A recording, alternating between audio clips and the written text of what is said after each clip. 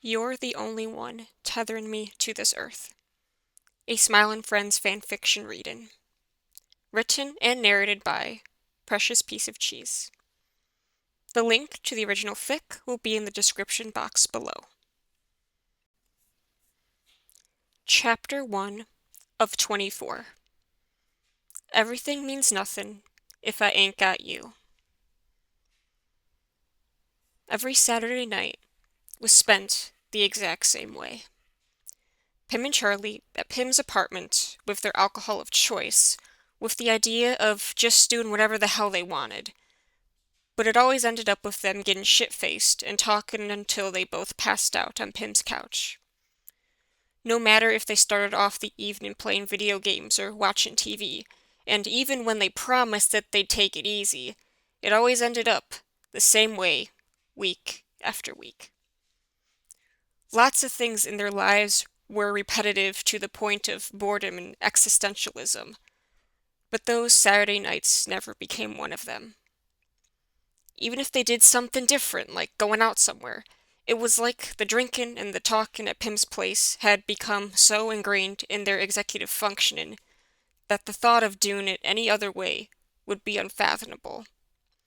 Neither one of them admitted this dependency of the activity to the other, but their ritual became an unspoken promise to maintain. It was just what they did. Charlie drove to Pim's place at 5 p.m. with a Pizza Hut pizza in the passenger seat that they previously agreed on to have for dinner. Another aspect of their Saturday ritual was that Charlie always provided the food and Pim always provided the drinks.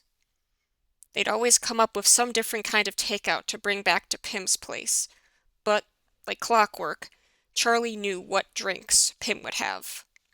Bottled Modelo's for Charlie, and Tito's in juice for Pim. Charlie never asked him to, but Pim kept Modelo's in his fridge at all times, even though the pink critter disliked beer. Pim knew it was Charlie's beer of choice. Bottles, never cans, as he preferred. Charlie never stated that explicitly, but Pim figured it out. Knowing a critter for 7 years would do that to you. Charlie parked in front of Pim's apartment complex and stared out at the early setting sun of late autumn afternoon.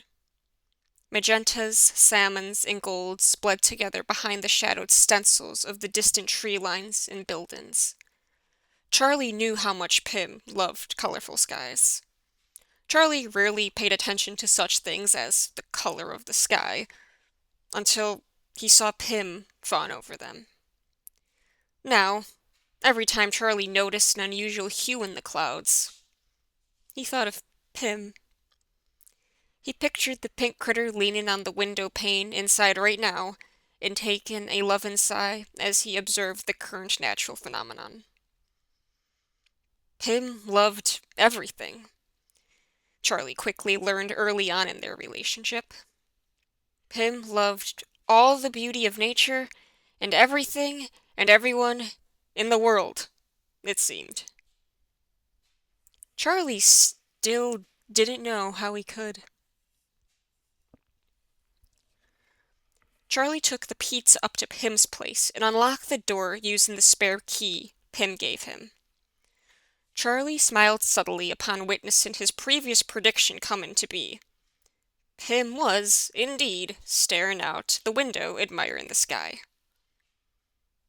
"Hey man, what's up?" Charlie said with lightness in his tone. Pim quickly turned around and practically bounced towards Charlie. He was out of his usual work clothes, opting for pale blue pajama pants, a white shirt with a faded graphic of Mariah Carey's Rainbow album cover on it, and fuzzy frog socks. "Hello, Charlie," Pim chirped in his usual manner. "You can put the pizza on the table. It smells so good." "I got half extra cheese like you wanted."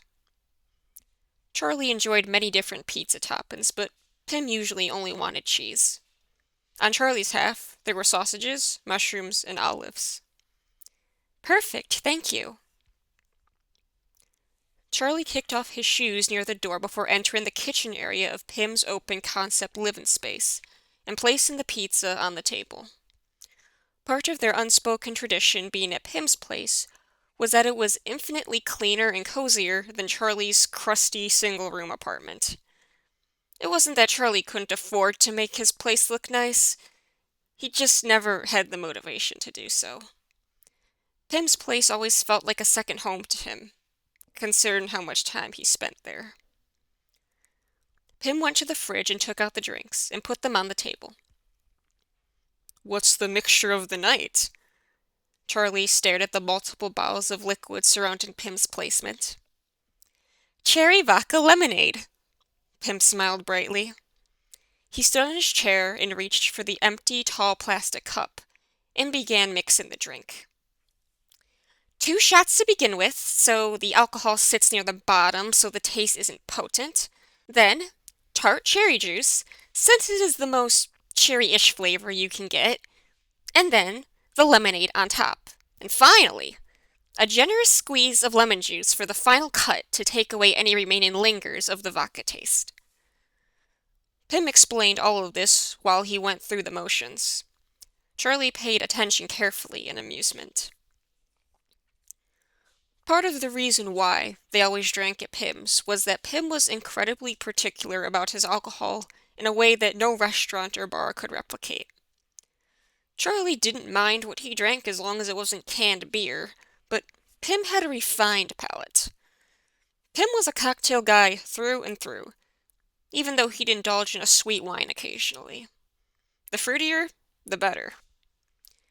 He drank a lot, but hated the taste of pure liquor. Shots weren't his friend. Whenever he'd ordered out, he'd always said that they made the cocktails too strong. Pim always said the ratios are important to make a drink with multiple shots of strong vodka taste like absolutely nothing. Charlie was fascinated by his mixology because it was such a specific science that Pim might as well have taken up a bartending side hustle. He was also fascinated that Pim's method was such a dangerous way to do it, feeling like you drank nothing but juice until you ended up blacked out the next morning. "Do you have plans for tomorrow?"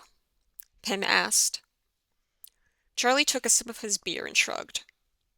"I don't know. Depends how I feel in the morning."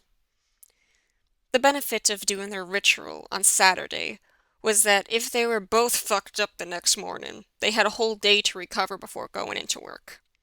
Most of the time, Sundays were also spent with Pim, either doing something fun or vegging at his place while they recovered from their hangovers. "I understand, but maybe we can do something at night? I really, really want to see the new Wicked movie." Pim was bouncing in his seat, sipping his cocktail. Charlie snorted through his nose and laughed. "Okay, sure, but if you're going to pick the movie, I'm picking the place for dinner." "Yay!" Pim waved his hands in the air. It was obvious to anyone looking at the two side by side that they were both very different critters, but they somehow got along so well. Even though they had a lot of different interests, the other was almost always willing to indulge in the other's taste. Pim loved musical theater, pop music, romantic movies, and sweets, while Charlie loved TV, rock music, horror movies, and savory foods. Charlie considered Pim to be girly pop, even though he never admitted it to his friend because he wasn't sure if Pim knew what that meant. In the past, Charlie would tease Pim for his stereotypically feminine interests, but when Pim spoke up and stated that his interests didn't make him less of a man than anyone else, and that he shouldn't have to pretend to not like what he likes for gender performance reasons, Charlie finally shut up. Charlie would fully admit that being with Pim had helped him put his guard down and indulge in such things without the shame of not being perceived as manly to others. Pim pulled out his phone to order the movie tickets online in advance. "There's an opening for 6 p.m. Is that okay?" "Sure, man. We can split the costs. I can Venmo you my share." Oh, I can pay for it, Charlie. It's no problem. You don't have to, man. I can afford it. No, please, let me. It was my idea. Whatever, man. As long as I pay for dinner after. Pim rolled his eyes playfully. Okay, if you insist. It's only fair, you know, Charlie shrugged. Pim smiled brightly. Thank you for wanting to come with me, Charlie. I wasn't sure if you wanted to. You'd know I'd do anything as long as it was with you. Charlie stared blankly at the wall behind Pim. He didn't mean for it to come off that strongly, but he couldn't be regretful since it was true. He took a long sip of his beer. You know, 'cause we're friends and all, he added haphazardly. Pim's eyes twinkled for a fraction of a second while staring at Charlie. As do I. Pim propped one elbow on the table and rested his cheek in his hand. Charlie forced out a chuckle to break whatever mood he accidentally created. Yeah, I know. I could tell you didn't want to go to that haunted hayride this year, but you did anyway. You should have seen the look on your face when that werewolf guy grabbed your shoulder. You would have thought that you watched someone get murdered. Pim's face turned red upon remembering that moment. He shouldn't have snuck up on me like that. I always wanted to go to Halloween Horror Nights at Universal, but I really don't think you'd survive that type of thing. You'd shit yourself before you get halfway through the first house. Charlie smirked. Okay, bet. Pim stood on his chair and pointed at Charlie with mock aggression. Next year, we're going. I will prove you wrong. Charlie's eyes widened. He couldn't believe Pim would agree to something so out of his comfort zone. The crowds, the scary shit, and all the noise. He wondered if it was drunk Pim talking since he already sucked down nearly half of his cocktail. Okay, dude, whatever you say, Charlie smiled, pleased with himself. I'll just have to hold it to you when the time comes. Pim huffed. Okay, fine. He took a big sip of his drink. The two sat in relative silence while they finished eating their pizza.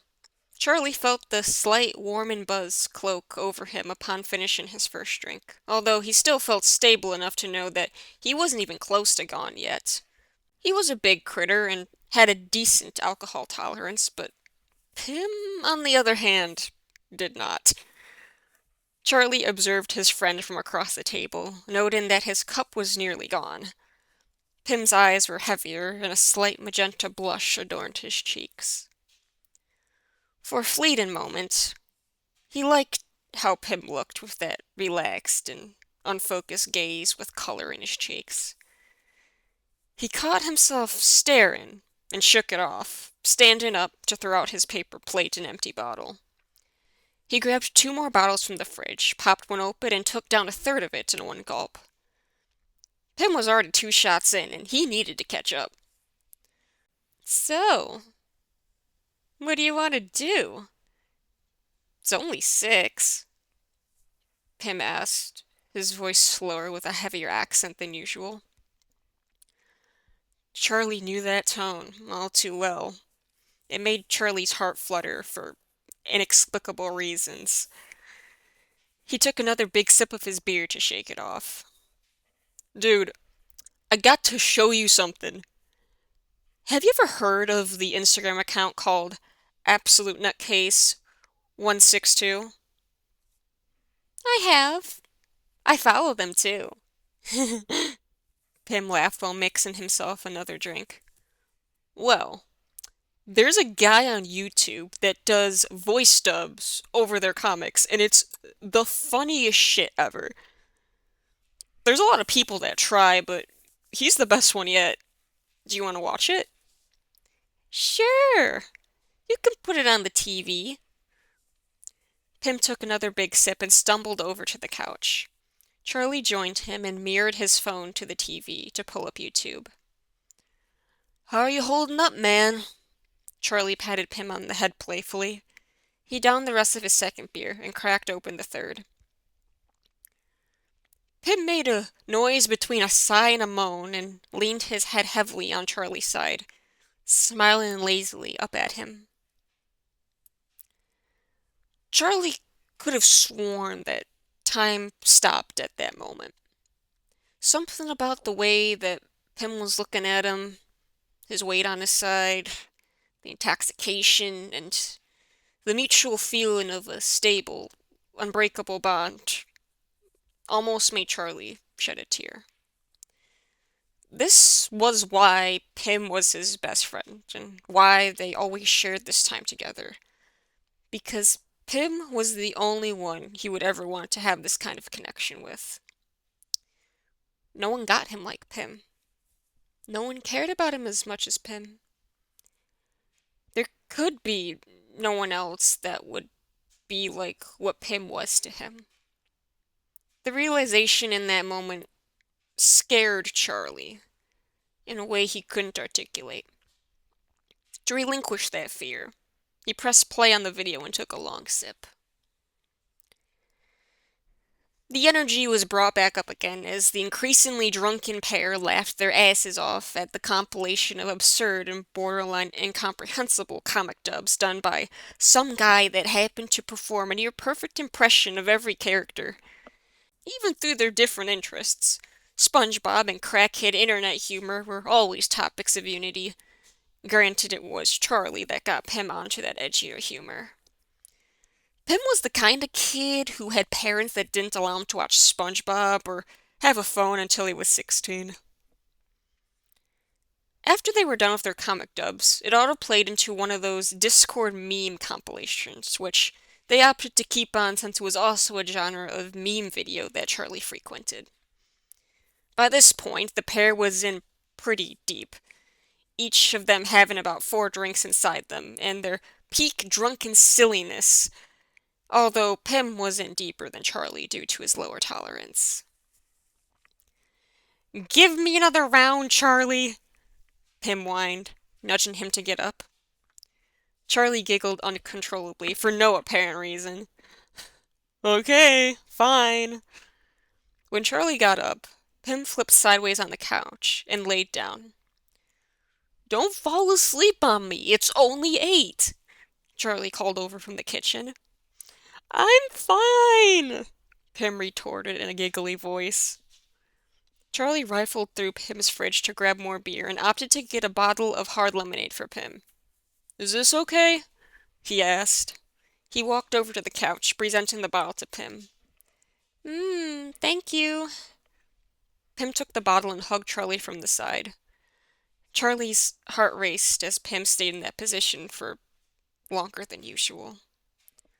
So, do you want to pick something else to watch?" Charlie said, finding himself wrapping an arm around his friend. I want to play some music videos." "Sure thing, man. Put on whatever you want." Charlie took his phone screen off the TV and handed the remote to Pim. Charlie was now at the stage of drunkenness where he was completely unbothered, meaning that he would enjoy whatever girly pop music Pim was going to play, even though he had grown rather fond of Pim's music taste over the years. Charlie watched Pim drunkenly fumble with the remote, taking about 5 minutes to sign to his YouTube account and pull something up. "Oh, I've been loving this one recently," Pim squealed. He clicked on the music video from Mariah Carey's Honey. "Is this to match your shirt?" Charlie smirked. "Honey is off of Butterfly, not Rainbow, Charlie," Pim teased with fake arrogance. "I knew that," Charlie lied. Charlie felt like he was being lulled into a trance, with the alcohol fully taking its numbing effect with the silky smooth production of the song. Pim hummed along to the music, lying down sideways, resting his head on Charlie's lap. "I always wanted to see her," Pim mused. Hmm. I assumed you had at some point, considering she's your favorite artist. I haven't been to any concerts before I met you. My parents never let me, but they let my sister Amy for some reason. She got to see Spice Girls and Britney Spears in their peak, and I'm still so jealous. I remember that I begged them to let me come with her, but they refused. Pim giggled despite the obvious hurt in his voice. Charlie felt a slight pang in his chest. Why was that? Was it because they couldn't afford it? No. Mum and Dad let her take all of her friends, but refused to let me tag along. Now, I'll never see 'em, 'cause they probably won't ever perform again. Pim sunk his cheek deeper into Charlie's lap with a deep sigh. Remember when we went to Sabrina Carpenter's tour? You liked that, right? Charlie said to try to cheer him up. Pim played her short and sweet CD in his car for months, so Charlie suggested that they go to her nearby show in Philadelphia. He had never seen Pim so happy, even if they're in the nosebleeds. Pim smiled. Yeah, I loved that. YouTube autoplay went to another Mariah video, this one being Vision of Love from MTV Unplugged. This is my favorite song, Pim cheered. Is it? It was always comforting to me.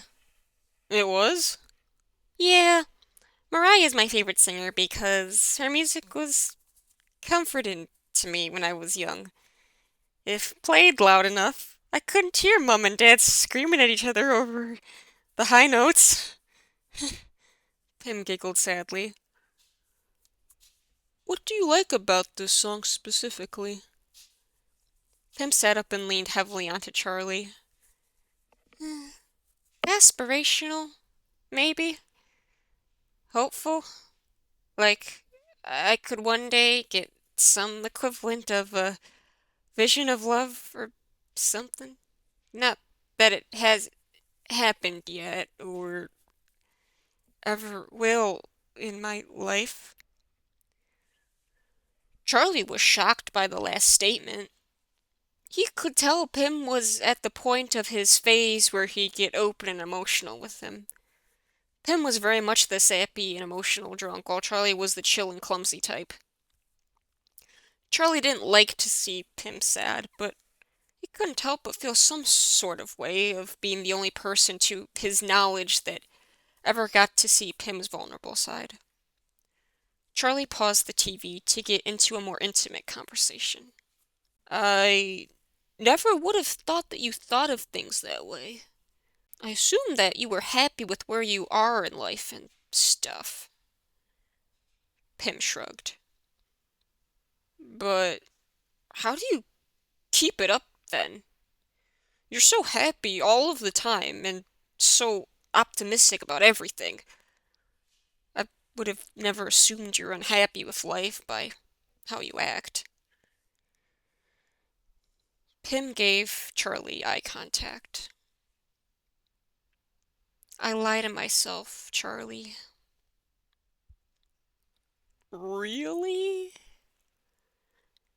Charlie felt his world was melting right before his eyes. I'm not happy all of the time. Not nearly as much as I appear to be. It's not an act as much as it's me being delusional more than anything. I pretend nothing is wrong. I pretend everything is okay and push all of my fears and how I truly feel deep down until it comes out like this. It seems like you're the only one that knows who I truly am anymore. Pym spoke with clarity, even though his tone was obviously intoxicated and wobbly. Just like how any drunk person would confess their repressed secrets to a rando at the bar.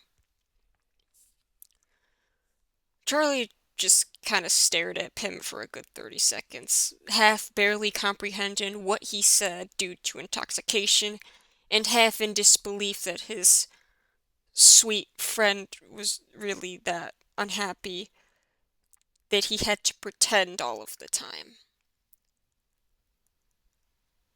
"What joys do you have in life, then?" Charlie finally asked.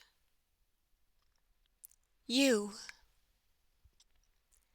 He felt like his pacemaker was going to fall out of his chest. "You're the only one tethering me to this earth. You're the only one that would be genuinely devastated if I was gone. Our nights together like this are some of the only times when I feel true comfort and joy." Pym stared in the distance with heavily lidded eyes as if he was going to fall asleep. He finished the rest of his drink.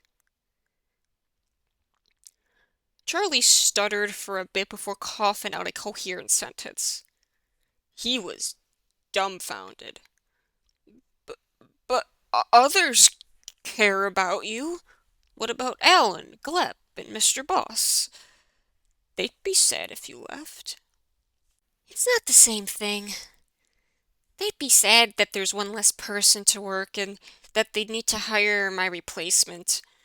The way that coworkers and your boss care about you isn't the same as your best friend." "Aren't I your coworker too?" "You're more than that. You're everything to me." Pym hugged him from the side and began to cry. Charlie, both shocked and confused on how to respond to that, simply hugged him back in silence, letting his dear friend cry out emotions he assumed had been repressed for a while. "It's okay, bud. You can let it out." Charlie felt tears pricking at the corners of his eyes, threatening to fall. Charlie rarely ever saw Pym cry, and this particular circumstance was especially devastating. A part of him wished that Pym was just saying shit because he was drunk, but the way he was crying said otherwise. Pym was one to constantly express his affection to Charlie, but that moment felt heavier? Charlie couldn't articulate it. He knew Pym had issues and that he was a very important person in Pym's life, but he couldn't have imagined that he was the only one keeping the poor guy together. Pym stopped crying after a few minutes. "Sorry about that." No, you were fine, dude," Charlie said quickly. Pym reached over for the remote and unpaused the TV. He repositioned himself to lay next to Charlie, but Charlie scooped Pym up and set him in his lap.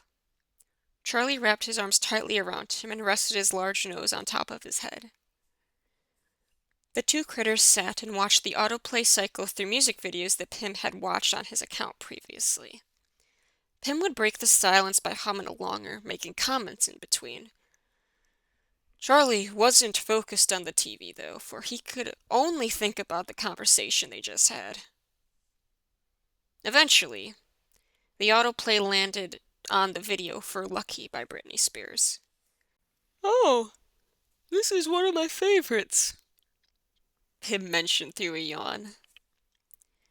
Charlie perked up from his sleepy daze to pay attention. He listened carefully to the words. Upon realizing what the song was about and connecting it to what Pym previously shared, Charlie felt a massive lump in his throat, threatening to cry right there. He made weird gulps to try and suppress it, but it wasn't gonna happen. "Hold on, I gotta go piss," Charlie said quickly. He removed Pym off his lap and rushed to the bathroom, trying not to slam the door behind him. He immediately sank to the floor and cried, covering his mouth tightly with his hands to suppress the noise as much as possible.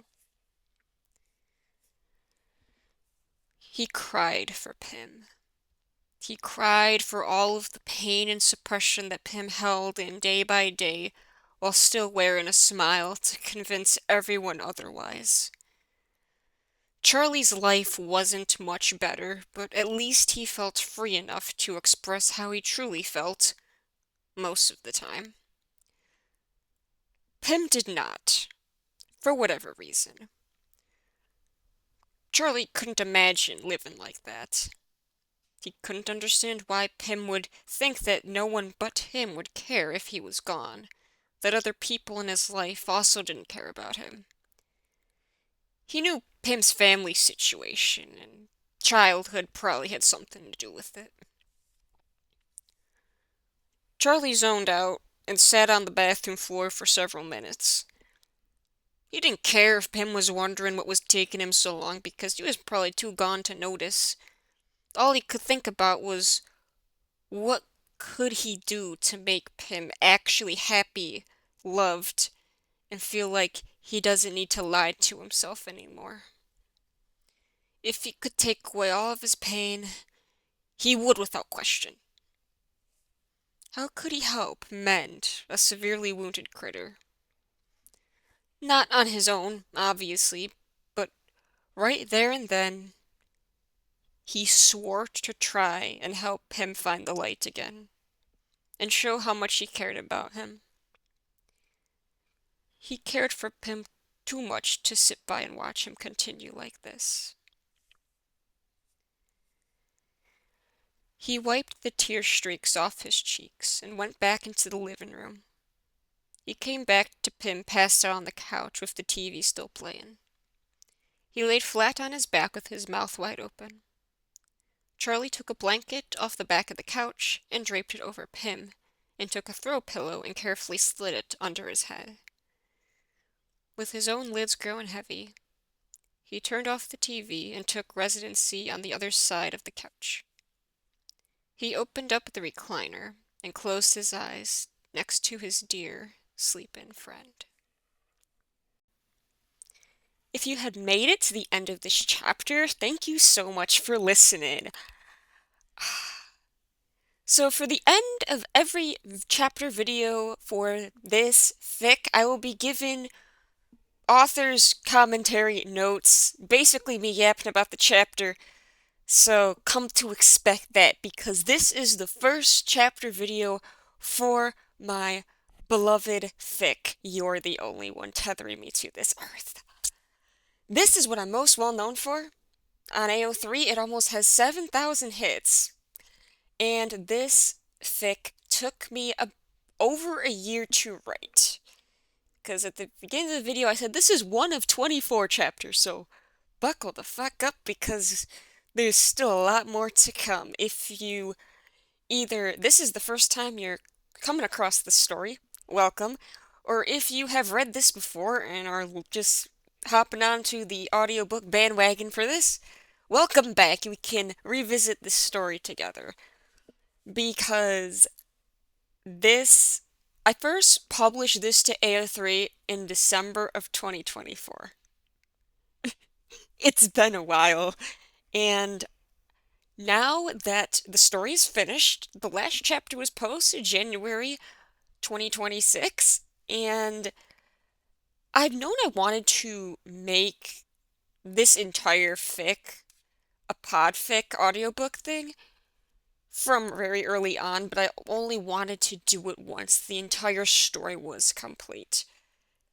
And now, I've been low-key procrastinating on doing this for some reason, but we are finally doing the deed and starting off with the first chapter. So I think, there should at least be one video a month. 2 if I'm feeling lucky. But subscribe to the channel if you would like to follow this series. Because honestly, the idea to narrate this, I wanted to basically create this channel to read this story. And it only took this long for me to finally do it.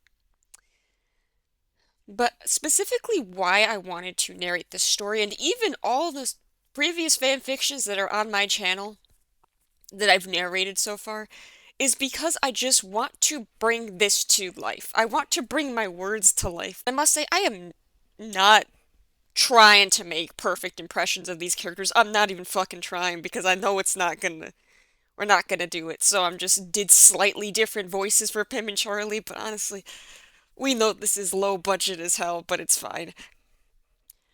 But I just wanted to convey the emotions of my words in the way that they basically sound in my head. Yeah, but the craziest thing about reading this chapter and what it's gonna be later is how much the writing reminds me of the specific time period in which this was written in. Like, it's kind of crazy that that low-key just kind of shoved a bunch of shit into the story that's just like, that was just my life at the time. Specifically, I gave Pim my old drinking habits, okay? Like, if it sounds like that's very specifically written, yeah, because that was me. That was my life.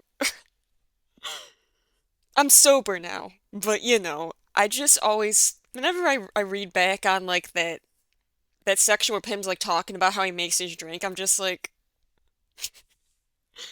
would I say that this chapter is very much a product of the time it was written in, and it's kind of bittersweet, honestly, cause it was also crazy, cause the reason why, cause obviously if you've read this story before, you know that a major theme in it is that Pim is a Mariah Carey fan. And that decision was simply made because at the time I wrote this, I was just getting into her music.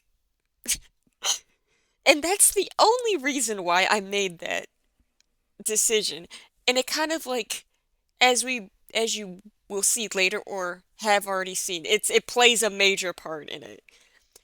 It's so weird because literally the idea to write the story was like, this is what I want to do. This is the story I want to tell. And I know it's gonna be kind of weird. Because the thing is, I thought this was like a weird concept. It's like, because literally for like every chapter I uploaded is just like, oh my God, is anyone gonna even like this? Because I thought my ideas were too weird or too niche to like be like appealing to a lot of people. But people fuck with this, and it still surprises me.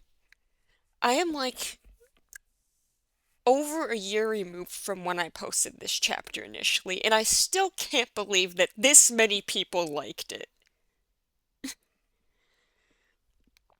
Because I got people in my comments telling me all the ways they felt about it or whatever, and I'm just like, what?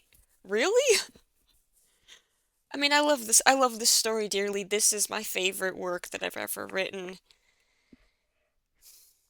And it'll always have a special place in my heart. But it still boggles my mind that more people besides me like this, and like it has touched them in special ways and stuff. So,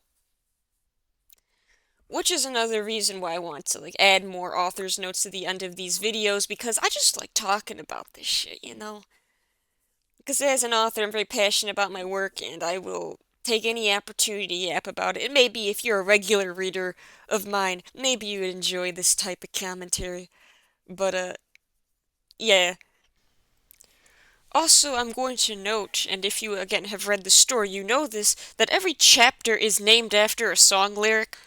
And it is in the notes on AO3, but I'm gonna add it to these end notes just so y'all know what we got going on because I put this on my channel before this, but I'll see if I can link it in the cards. But I did make a playlist of the songs for this chapter. I know I'm the corniest person alive, but there is a playlist of the songs for this story that I arranged in the order that kind of tells the story through the songs I associate it with, because I'm corny as hell.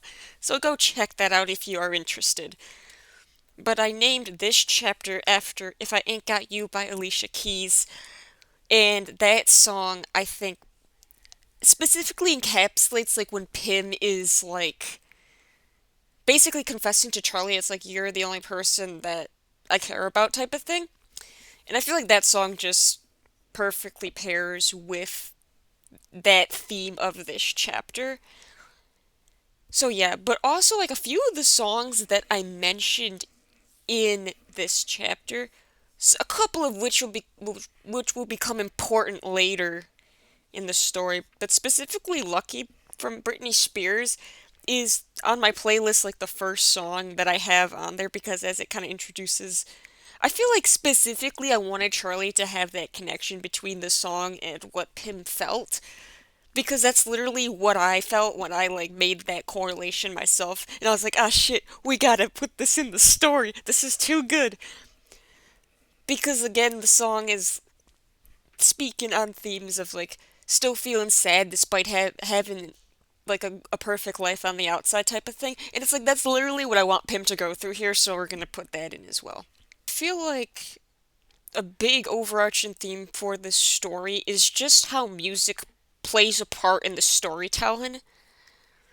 Well, mostly through like what I named chapters after, but here and in other chapters, like specific songs will be referenced to kind of like add to the storytelling because I love music, obviously, and I specifically wanted to add that element into the story, as well as like basically all my other fan fictions, or like most of them, because whenever I write anything, I have to have a song that conveys the mood of what I'm writing, because it helps me kind of like form sentences. So I feel like this fic specifically, but also everything else I write, is very much a melting pot of a bunch of different pieces to create one thing. And I think music as storytelling is very powerful, so that's why I made the playlist to go with this, and why there are so many references within the text itself, because it's just another layer of storytelling that I really enjoy adding to my work. So, thank you for listening, and stay tuned for chapter 2 coming soon. I hope to see you then. Bye.